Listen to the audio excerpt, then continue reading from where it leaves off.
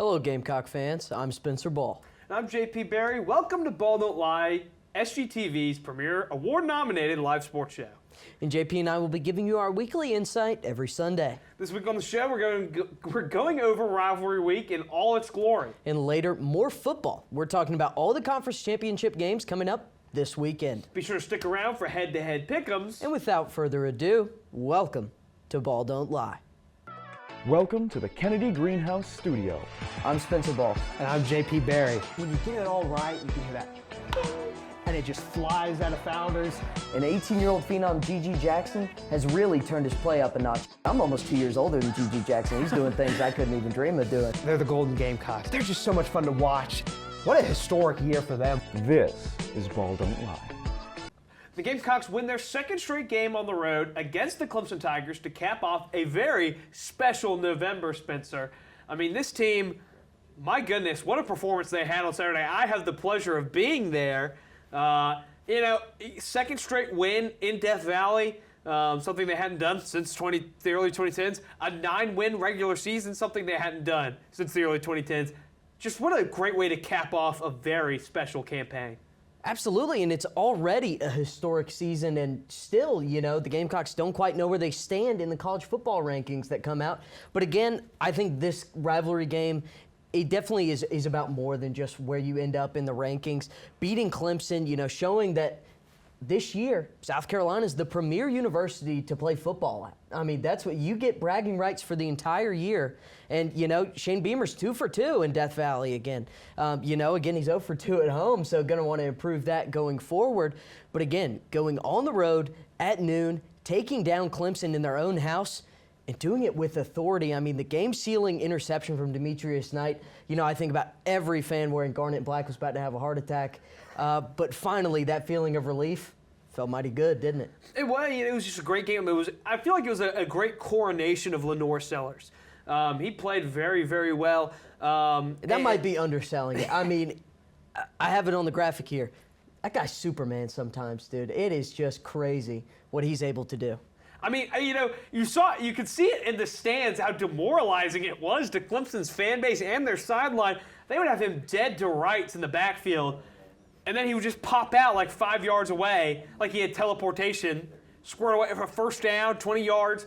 It was absurd. He was good passing, although, the one interception was a little brutal. That felt like a real backbreaker. And it felt like a miscommunication as well, as he was signaling to Nick Harbor after he threw it. I think he wanted them to come back. Just weren't on the same page for that one. But again, he was good through the air, but on the ground, unstoppable seems to be somehow putting it lightly. I mean, Clemson could not tackle him. And as you mentioned, to be fair, we couldn't tackle Cade Klubnik either. So it was the world's weirdest dual threat matchup. Not to say Cade Klubnik can't move with his feet. I mean, he had that game-winning run against Pitt. But that was the only touchdowns Clemson scored was Klubnik on the ground. He had 2 rushing touchdowns. And Clemson, I think it was really shocking how easily they moved the ball on their final drive, only to get bogged down in the mud, and then the brutal mistake by Klubnik to try and force a check down. It gets tipped up. And what a play by Demetrius Knight, the transfer from Charlotte, keeping that ball off the ground so he could pick it off. He's been really great for this team. They kept saying it on the broadcast, what a vocal leader he's been for these guys. And, it just shows that Beamer's ability to hit the portal, with Kyle Kennard, Demetrius Knight, I mean, those are probably 2 of your top 5 best players on defense, maybe top 3. And, they're off making huge plays throughout the entire season. Knight caps off just an outstanding performance by the Gamecocks. Really gritty, and, you're able to knock off Clemson's at-large bids to the college football playoff. Again, they still will have a chance if they win their title game, but they, don't think they're going to be able to get in just on resume alone. Yeah, and that's something that's going to be interesting to see how the committee affects that. We will see that, of course, on Tuesday night. But, Clemson-Carolina was not the only high-stakes and high-octane rivalry matchup this weekend. It really wasn't, and, it's what you expect from rivalry week. The games were heated. They were awesome. Let's get into just a couple of them, JP. You were in Clemson for part of the day. Me, I didn't move from the couch pretty much all day long. Going over the game that happened the night before. Friday night football saw Georgia and Georgia Tech go to 8 overtimes in what was like an atrocity to play calling and maybe some officiating if you ask Yellow Jacket fans. This one was weird, and it lasted forever. Well, the officiating was bad, but Georgia Tech's play calling in overtime was even worse. You're running the ball down their throats, off tackle, all game. You run the ball one time in overtime. Yeah, and it's you go like for in the seven passes from 2 yards out, or 3 yards out. It was very odd. I just don't understand the thought process there. But it shouldn't have gotten to that point. It was, bad officiating. But also Georgia Tech, the first team maybe ever to score too quickly to go up by 14 points. But then, Georgia shouldn't have even had an opportunity to tie it because that uncalled targeting on the forced fumble when they said his progress was stopped. It was bizarre. It was an odd game, but it also kind of brought out the hypocrisy. My God, Joe Tessitore and Jesse Palmer were brutal to listen to the whole night. Yeah. Talking about, Georgia's in the playoffs with this win. Oh my God. And it happened every 2-point conversion. It was like, with this stop, they'll make the college football playoff. With this score, they'll make the college football playoff. It's like, we get it if they're going to win the game, but they're not doing it here. Yeah, they always, they claim, we're not devaluing the regular season, and then every regular season game, they won't shut up about making the playoff. Like, it's the only thing that matters. This is a big rivalry game. And then it's also the fact that, so many other teams, like in the Big Ten or the Big 12 or the ACC, maybe they struggle with an opponent who's 7-4 or 6-5, something like that. They get eviscerated. Georgia gets, sent to the brink by a Georgia Tech team. But it's a gutsy win for the Yeah, Dogs. what a triumphant comeback. If Penn State came back from down 17 at home to 7. If that happened in the Maryland game yesterday. Oh my God, people would have been saying they shouldn't be in the playoffs. James Franklin would be the most trending thing on Twitter, and they would just be calling for his head. Over the last 2 weeks, the SEC gaslighting has really taken a hit with some performances. Heartbroken we couldn't cover what Alabama did, and all that. Ole Miss losing to Florida, which we called, by the way. Cannot forget that. But there was a Big Ten team that did struggle on Saturday. And this one is such an interesting one. Let's talk about the so-called game, even though, hey, our game was a whole lot better to watch at noon, but we certainly kept up with this as Michigan knocked off number 2 Ohio State in Columbus in what was probably the worst football game to ever lay eyes upon. And the question of, is Ryan Day going to get fired? It's certainly circulating, because how do you lose a game when Will Howard is out? You have one of the best wide receivers in the country, and you're insistent on proving that you're physical. It's like, yeah, we're this big physical team, and Michigan shuts you down with a quarterback that can't throw over 100 yards. Michigan is good at one thing, and it is stopping the run. So Chip Kelly, in his eternal wisdom, I'm going to run the ball up the middle. Let's run the ball. Let's run the ball to Mason Graham, who's a projected top 5 pick. It was one of the stupidest things ever. It was awesome. That too. Michigan had the ball for 14 minutes of the fourth quarter. That's so funny. Ryan Day's teams have not been able to shake the label that they're soft and they are not up for it in these big-time opportunities late in the season. They are both of those things. 4 straight losses to Michigan. This Michigan team lost to Washington. Should have lost to So they're 6-5. You can forgive losing to last year's Michigan team. That Michigan team won the title. It's like, we lost to the best team in college football. On the road. This year, they've been juggling quarterbacks, and again, they can't throw the ball. How do you lose to a team that cannot move the ball vertically? Well, Ohio State showed it off on Saturday. They have found a way. It's incredible. We got to give Michigan props. It's something I think neither of us necessarily want to do. But you show up and you beat Ohio State in what seemed to be the most lopsided version of this game we've seen in years, and Ohio State just doesn't show up. And then it's after crazy. the game, Ohio State does a big to-do about Michigan planting the flag. You had 60 minutes between the whistles to make sure that they weren't going to plant the flag. You screwed that up. And then, of course, you start baby raging, and you have your campus police officers start trying to pepper spray Michigan players. Get a grip, you no-life losers. But and also, did you see Ryan Day in the middle of it, just looking lost on the field? He was lost on the field Players during the game. He's lost after the game. I don't know what's happening, but that doesn't look like a guy that's going to lead them to a national title. Moving on, a great victory for Mr. Barry as Notre Dame Back-to-back great defeated victories on Southern Saturday. Cal. Did they lose the USC term for this? I mean, Oh, they always have. I've that's made what a I point thought. on this show to always refer to them as SC or Southern Cal. Yep. Because the real USC is where we're sitting right now at the University of South Are they Carolina. 9-3 and maybe Yeah. just knocking on the door of the college football playoff? That's what we're hearing. This so-called USC No, stinks. they were the doormat for Notre Dame, punching their ticket.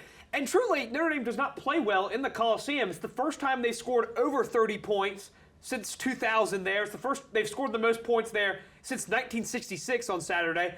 And it came in a game that it was very reminiscent of many years where Southern Cal has jumped up and knocked off a Notre Dame team that's competing for a national title. And then all of a sudden, 99-yard pick six from Christian Gray, who was getting picked on all day.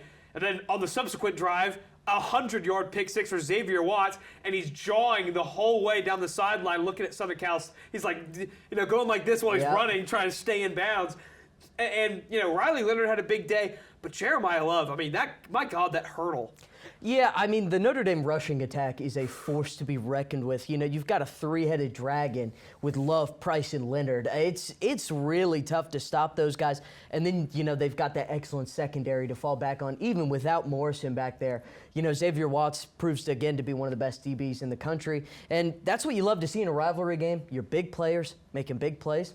That's what the Irish do, is they almost certainly guarantee their spot in the college football playoff. And maybe, as we'll talk about later, maybe they kind of punched their ticket to that coveted 5 seed because of some of the other results. But another team had a huge blow to their playoff hopes, as up in the Carrier Dome, as it was formerly known, Kyle McCord got himself a big win while Ohio State was floundering. The Syracuse Orangemen defeating Miami 42-38. 9-3. Yeah, How about 9-3. it? A lot of people picked them as a team. They thought this is a team that could definitely shock some people. It took some blows earlier in the year. Lo and behold, folks, they're probably going to be ranked 9-win season with a chance at 10 in the bowl game. Fran Brown in his first year in Syracuse, what a season he's had. And as he looked into the camera there and told Dabo Swinney, "You're welcome," for punching Clemson's ticket to the ACC title game. Yeah, I mean, I think this guy's just awesome. You see coaches kind of, when you see him on TV, like Fran Brown's a great example. I think Kenny Dillingham's a great example of guys who you're just like, man, I'd love to suit up for that guy. This team loves Fran Brown, clearly. They, at home, get a massive win, a gut punch to Miami's. Down 21, Yeah, nothing. They come back, and it just shows that Miami's defense, he's horrible. Mario Cristobal is another guy who just can't seem to get a big game win, and they fall again. And you got to ask the question, what's their quality win on the season? Do they have one? Florida, hey, they might be the best 7-5 team ever. And then We'll have to, hey, we'll leave that to the committee, but we have our own takes on it. Yeah, and then we had 2 games in the nightcap featuring current Big 12 rivals and former Big 12 rivals. But first off, Kansas State, Iowa State in Ames. The Cyclones, with help from BYU, punched their ticket to the Big 12 title game to take on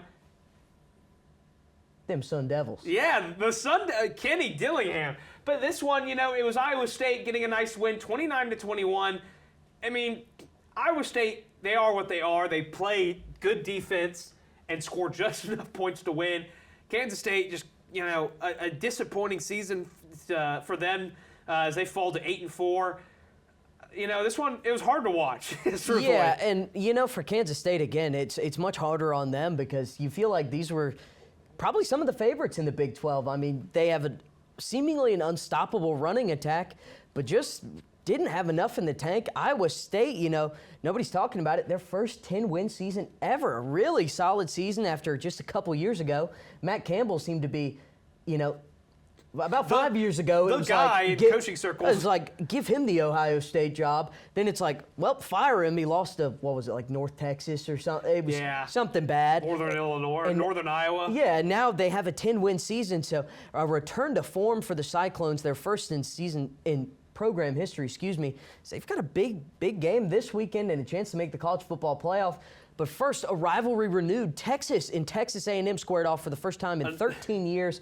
Unwatchable football. Another game that was really hard to watch. I mean, Texas looked very good. I think that this, they probably could have scored a lot more. They started playing it safe once they kind of realized how brutally inept Marcel Reed was. I don't think I've ever seen a disconnect between how a player is talked about and how a player performs and Marcel Reed over the back half of this season. He's horrible. He was either going to get himself killed with the way he was running or kill one of his teammates with the hospital balls he was throwing out all night last night. Texas's secondary was all over it, and the only points came on a 99-yard pick six for the Aggies. They had opportunities late on the goal line, stuffed. Then they block a on the punt. first drive as well. I mean, you know, they started to have momentum, go for it, and again, the short yardage situations just didn't have it. No, they did not. And then, you know, they block a punt down 10 with about 7 minutes left. You run the clock all the way down. You get it on the 1 yard line. It's 4th and goal. You've ran like 5 minutes off the clock, and then you go for it with the most slow developing inside zone ever, and it's blown up, and you just have no chance now. But Texas, Quinn Ewers looked very good. I like that they're bringing in Arch Manning for these kind of option plays. It adds a fun wrinkle to their team. Because he's still got a cannon on him too. Exactly. And, Though they might bring that out in the SEC title game. But it's very fun. I think that they'll be in no matter what happens on Saturday, unless they get like torpedoed off the face of the planet. I still think they should be in probably. You know, to give them a credit to your argument that if they do get just blown up, they really have not played. Much like Miami, their best win is Florida. Yeah, I mean Texas. I don't think has played a team with a winning SEC record outside of Texas A&M. Correct me if I'm wrong, but I'm pretty sure they didn't.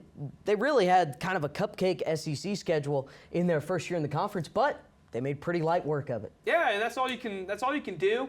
While Quinn Ewers didn't quite have the season he was expecting, the regular season's coming to an end. The Heisman race is heating up, and we have a pretty established pecking order, I think, of contenders. Starting with, of course, the dual threat Travis Hunter playing wide receiver and corner for the Colorado Buffaloes, who barely missed out on a conference title game appearance via tiebreakers. Ashton Jeanty, the tailback from Boise State. Dylan Gabriel, the quarterback for Oregon. Two transfer quarterbacks here. Is Dylan Gabriel coming over from Oklahoma. Cam Ward, the Miami Hurricanes quarterback, coming over from Wazoo. All having very impressive seasons. This one's a two-horse race. It really, it feels like Gabriel and Cam Ward are just getting statistical achievements. And Ward, as well as Shedeur Sanders, I should mention, are the same in odds. So we're not really sure who that fourth guy getting invited to the ceremony will be. But the top three are definitely going to be there. But the guys in third and fourth are not going to bring home this award. It's a huge debate. Is it Travis Hunter? Is it Ashton Jeanty? And really, I think it's really close. I think you could make a great argument for either guy because, frankly, they're doing it all for their respective teams. Yeah, Boise State, very good. I think the difference it comes down to, for me, Boise State is a very good football team, and they would not be a very good football team without Ashton Jeanty. They pushed Oregon to the brink. The closest Oregon has been played all year, other than Ohio State, which was right after that game. He's willed them to some wins in Mountain West Conference play, even when the other team is literally stacking in the box. Exactly. Yeah. Boise State would not be where they are, but Colorado, I think it's entirely conceivable that they would be 8-4 without Travis. Shedeur Sanders is there. They have a lot of talent elsewhere. Their defense isn't otherworldly, and a lot of his picks.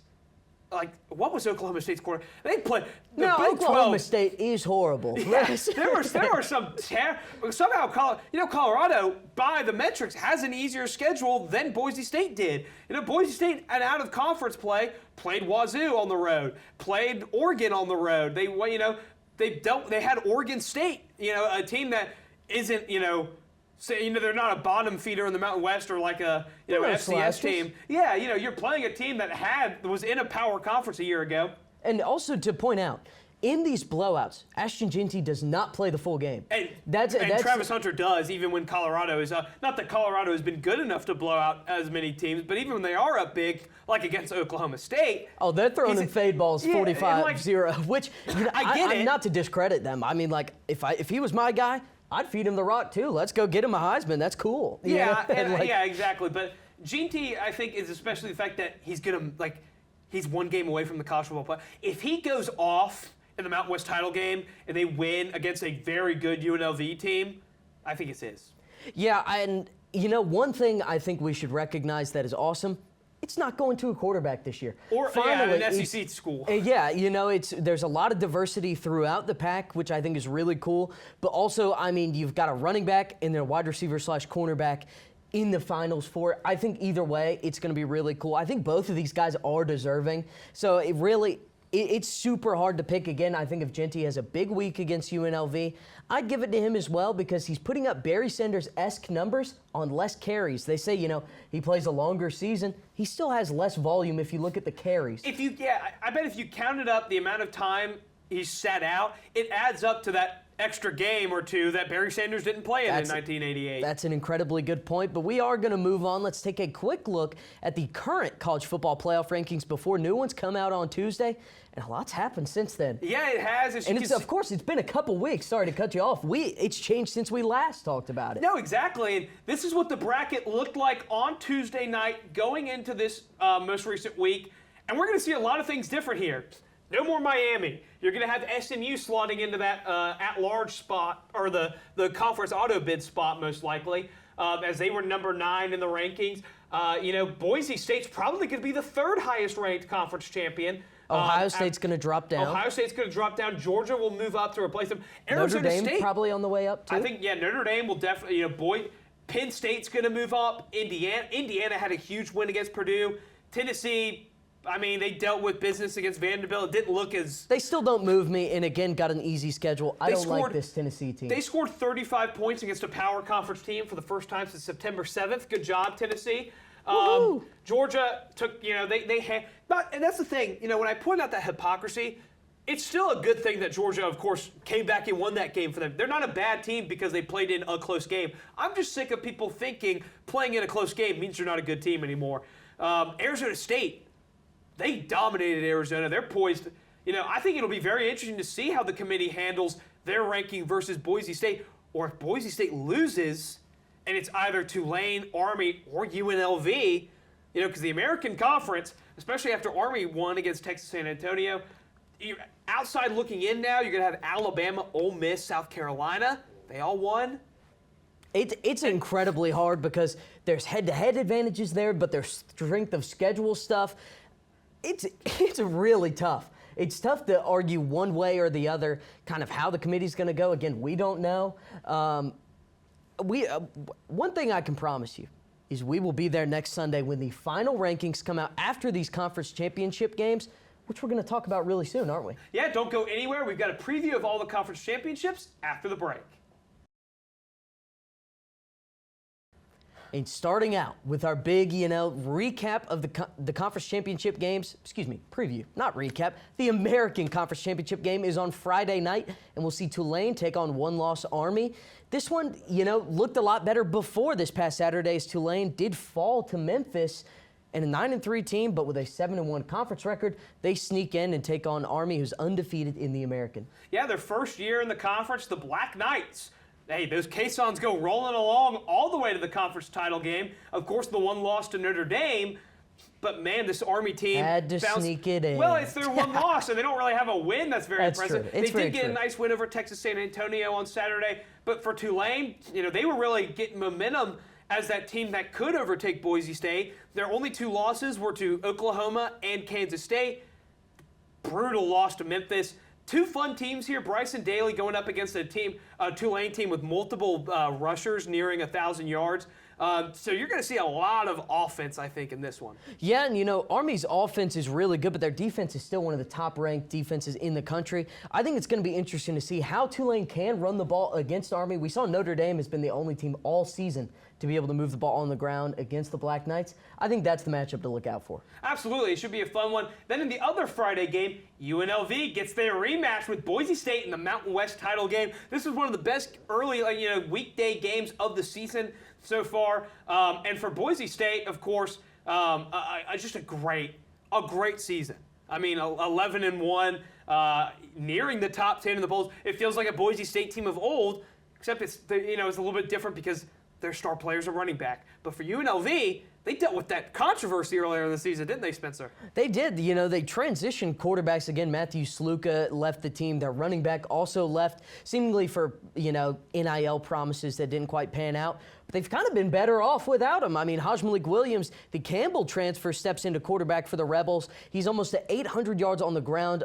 I think over 1,800 through the air, right around that number. So close to 3,000 yards for this guy. I mean, he's been a great dual threat weapon for them. And again, this was an awesome matchup. The first time around for UNLV, this is your chance. You strike back, you maybe fight your way into the college football playoff. Yeah, especially with Tulane taking that loss. You have to think the winner of the Mountain West title game, unless Army does it big, Mountain West is a play-in to the playoff. It was a close game in Vegas when they played last. I'm pretty sure this one's going to be in Boise on the blue turf. It should be a very fun one. And, it seemingly always is when these two teams match up. Two of the Mountain West powerhouses we've seen as of late. But moving into the Power 4 games, the Big 12 championship game is Saturday at noon and features Arizona State and Iowa State. And we're not laughing at the Sun Devils, but we're laughing at where people place them. Teams thought this would be the 16th team in the Big 12. They come shot out of a cannon and take the conference by storm. In their first season in the Big 12, they find their way into the championship game. How awesome. It's very cool. Of course, Iowa State, a chance for their first conference title in program history. Their best season maybe ever when they won the Fiesta Bowl in 2020. It was the COVID-shortened season, so they didn't get to play as many games. But yeah, for Arizona State, you already see the AP has moved them up after that big win against their rival Arizona. How will the CFP rankings deal with them? Because if they can avoid that 12 seed, they could probably get an easier matchup in the first round. But for Iowa State, a chance to control your own destiny to get into the college football playoff, I feel like it's very understated. A program like Iowa State is going to have a chance to play their way to contend for a national title. Very cool. It's like if Northwestern or perchance Indiana had a chance here. But it's going to be very fun. And that's all you can ask for. Just a chance to fight, a chance to get in and show what you got. And frankly, they're one game away from a guaranteed spot. And that's just the beauty of the sport. Absolutely. Hey, watch out for Cam Scatterbo against the Iowa State defense. What a dog. That's going to be the matchup that will decide it, because Iowa State's going to want to make this the worst game you've ever seen. Arizona State is going to want it to be fun and full of rainbows and fun. One team has fun. The other one plays football from a couple decades ago. They play football like they just found out that Franz Ferdinand got taken. World War I has begun. We'll be home by Christmas, says Matt Campbell. Yes, we anyway, will. Speaking of a rematch with the Mountain West, we've got another one coming up in Atlanta as Texas will look to take revenge on Georgia for their only loss of the season in Austin. Texas makes the SEC title game in their first year in the SEC. Yeah, and you can't ask for anything better, if you're Texas. This is your one shot to prove that the loss to Georgia, it won't happen again. This is your chance to shut the door, and maybe if Oregon falters, lock up the total overall #1 seed. If not, I think they'll be happy sitting at #2, which is where they are right now. So again, for Texas, they really struggled against Georgia the first time around at home. I think it surprised both of us. Georgia does tend to kind of play up to their competition. They have some good wins on the year, like Texas. That's their biggest win, but they will play down to their competition, as we saw against Georgia Tech. So I think this one's going to be... Kentucky and Florida. The list does go on with the Dogs, but they are a big game team, and I feel like that's who Kirby Smart has. That's kind of been their identity under him. It's going to be interesting to see how this one shakes out, as both of those teams probably guaranteed a college football playoff I think spot. if Georgia, because especially after, on Friday night, I think if Georgia lost big, I think the committee, bad, yeah. I think the committee would take a serious hard look at them. It's going to come down to, in the first game, Quinn Ewers in Texas, it took them a long time to get settled in against Georgia's defense. Yeah. But Haynes King really dogged them.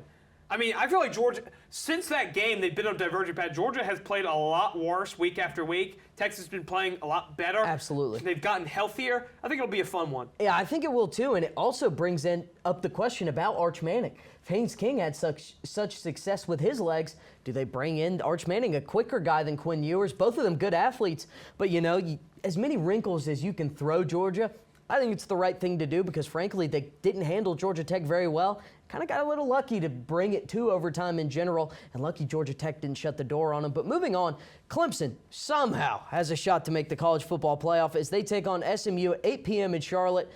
Look at their quality wins on the season, why don't you, as this graphic loads in. Pittsburgh with a backup quarterback is Clemson's premier win. And the Panthers started 7-0 this year and finished 7-5. Thank you, Pat Andreuzzi. I mean, it's a tale as old as time, but I just wanted to point out how bad Clemson looks. Again, they could still make the college football playoff, but I had to get my kicks in as. Hey guys, I would like to make sure you know that SMU is not number 89 in the college football playoff rankings. I screwed that up.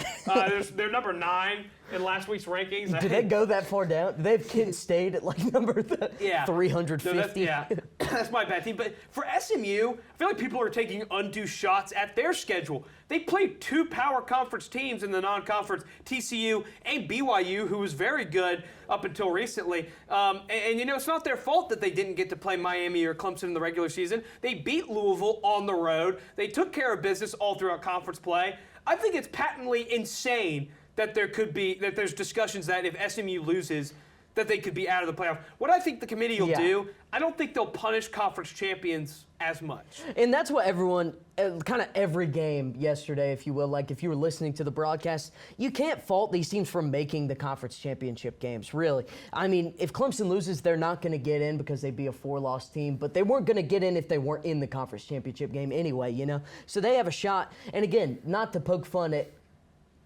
resumes too hard. It's just that Clemson has not converted their chances of beating those ranked opponents. You know, the only teams with a winning record I believe they had a chance to beat were Pitt, Louisville, who they lost to, South Carolina, who they lost to, and Georgia, who they lost to. So 1-3 really against the premier opponents. Just wanted to throw that out there for you. I mean, we're just here to give you information. That's true. Read it as you will. The final championship game of the weekend is number 3 Penn State has a huge chance to get maybe their biggest win under James Franklin to take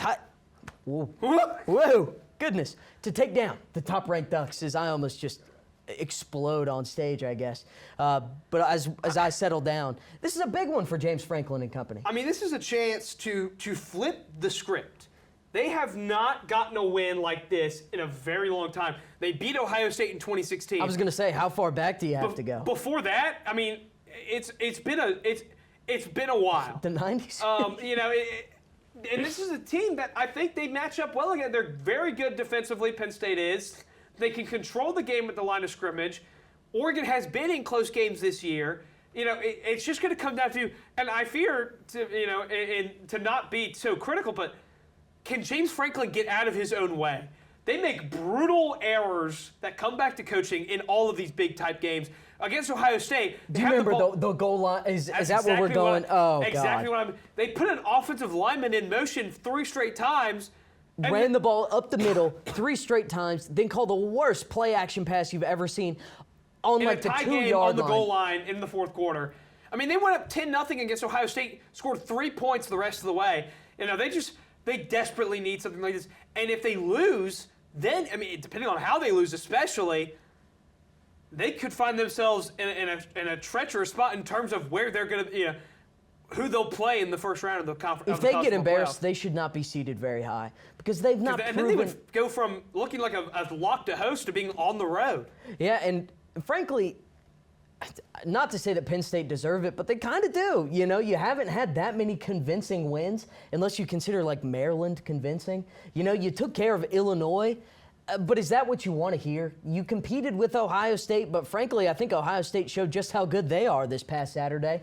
So, you know, for Penn State, I think you have to keep this game close to keep your respect intact. And frankly, I think it comes down to how are you going to try and stop the Ducks, and how many times can you get Tyler Warren the ball? Because I don't think Drew Aller's going to beat you without that guy. Yeah, you know, it's just going to be, when it comes to the 4th quarter, who does Penn State go to for offense?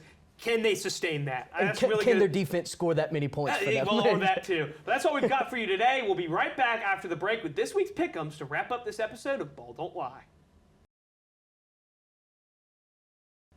Welcome back to BDL Pick'ems. A very solid week of Pick'ems has us feeling quite nicey. I've got 59 wins and 42 losses on the season, while Spencer has a 67-34 record.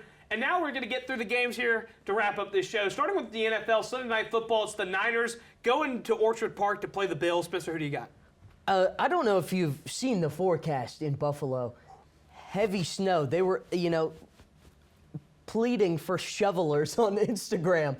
I think the Bills are going to take this one, frankly, just because I think it's a little hard to blame the Niners. They have not seen the cold like this all season. Buffalo practices in this, I'd hope, all the time. But I think it's going to be a fun running back duel. I don't think there's going to be a ton of offense. I think it's going to be Josh Allen on the ground as well as Cook in the backfield. I think the Bills get this one done at home in the snow. It should be really fun to watch. So that's pretty much my thoughts exactly. I also think the Bills will win. I think it'll be a lot of running, CMC against James Cook and the gang. So that should be a fun uniform matchup as well.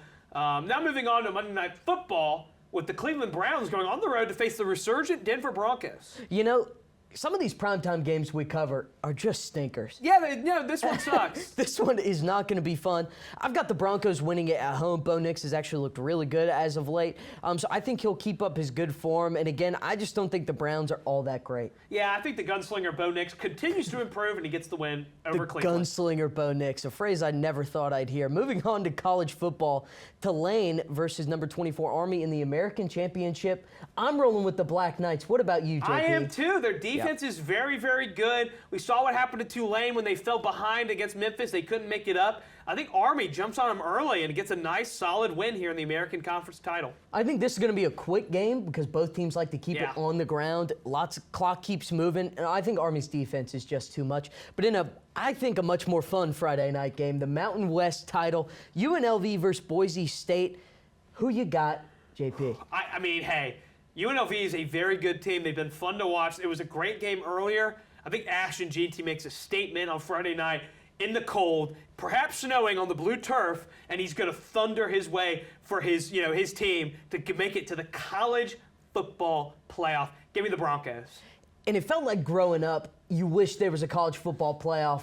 Just for Boise State. That Kellen Moore and the gang could have gotten in. I mean, those teams were electric. If you go back even more, Jared Zabransky, that team that took down Oklahoma in the coolest game ever. I mean, there's a lot of history in this Boise State program, and you want to see them be able to compete at the highest level. I want the Broncos to get it done, and I think they will, again, behind their bell cow back, Mr. Ashton Jeanty, and he just might bring home the Heisman if he puts out just an incredible performance.